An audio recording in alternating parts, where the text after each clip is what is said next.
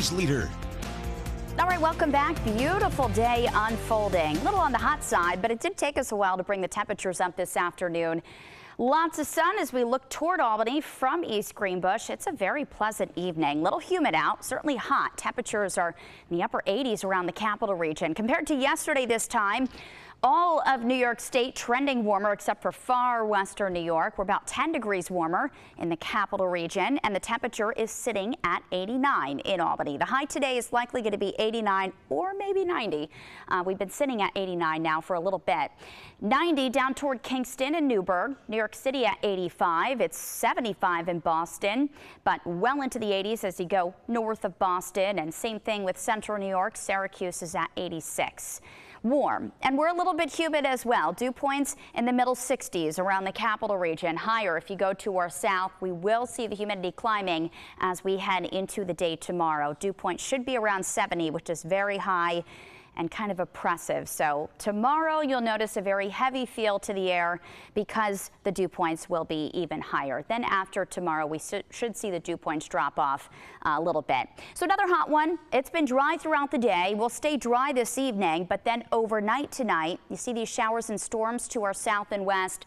That likely is going to push on in. So overnight some spots will get wet, some showers, maybe some rumbles. Warm front lifting north of us for tomorrow, and then we bring through this cold front, and that might lead to showers and some thunderstorms heading through the day tomorrow. Cold front then passes to our east by the middle of the week, and we'll be looking at a more comfortable air mass. Dew points dropping by Wednesday, and honestly the second half of the week is looking pretty nice. Thursday might lead to a little bit of wet weather, but 4th of July in great shape as of right now. Future cast as we head through tonight. Jump ahead a few hours. This is about 11 o'clock. See how those showers do make their way in. Might be some rumbles of thunder as this passes through. A lot of it does die out late tonight, and then moving into tomorrow, this is 7 a.m.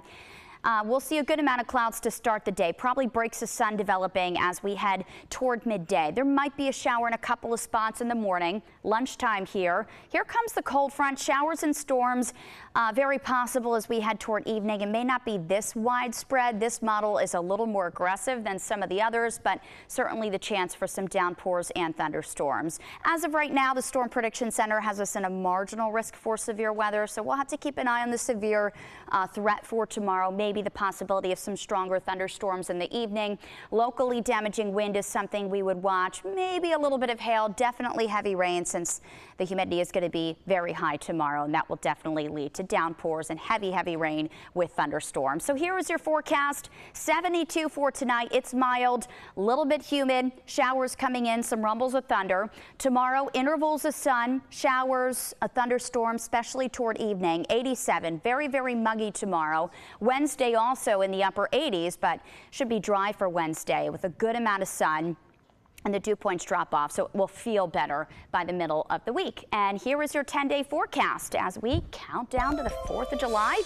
Thursday bringing some showers and storms, 83. 4th of July, fantastic. The dew points low, the high close to 80, lots of sun, not too hot. I mean, perfect. And then as we head into the weekend, holiday weekend, numbers start to bounce back up. Can see well into the 80s Saturday, near 90 Sunday and Monday. And by Monday, the chance for a shower coming back in. So it looks hot, but we don't have any wet weather in the forecast through the holiday weekend. Good. No, we like that. Something to certainly keep an eye on through the week, but right now looks great. Yeah. Definitely worth celebrating. All right, we have so many goodbyes. We started 2 weeks ago honoring our chief meteorologist, Steve Caporizzo. He will be delivering his final forecast at the end of our 7 p.m. newscast tonight. Yeah, feels kind of surreal. Yeah, it does. Obviously, I've only worked with Cap for a couple of months, but it's been very clear to me why he is so loved by everybody, by the community, and by everybody in this building. I understand just from a couple of months of working with him. He is so beloved, and here's what I had to say. Get ready, folks. Some sunshine. Chance of that storm. He really respects our opinions. He has all these years of experience on all of us with the weather team, and we share this one thing in common. It's that we have this passion for the weather.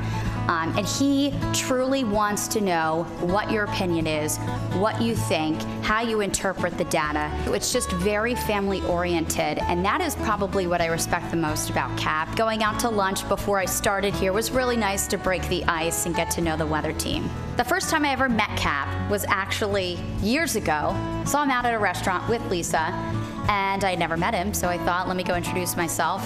And I went over. Of course, they were both so sweet. I never thought that years later I would be working alongside him. Never thought that in a million years. It's just been such a joy working with him because he's so fun to be around. That's so true. Make sure you tune into News 10 ABC for Cap's final weather forecast at 6 p.m. It'll be a celebration you won't want to miss. Well, the town of East Greenbush Park will be closed to the public this evening. Crews there will be spraying the area in an effort to reduce the number of ticks and the risks of tick-borne diseases. This closure includes the dog park and all of the trails there. The town says that they're using cedar wood oil, an ingredient that they've safely used for about 10 years. The park is expected to reopen tomorrow morning. According to federal data, New York ranks as one of the top 10 states in the country where Lyme's disease is most prevalent. Around 20,000 people infected every year.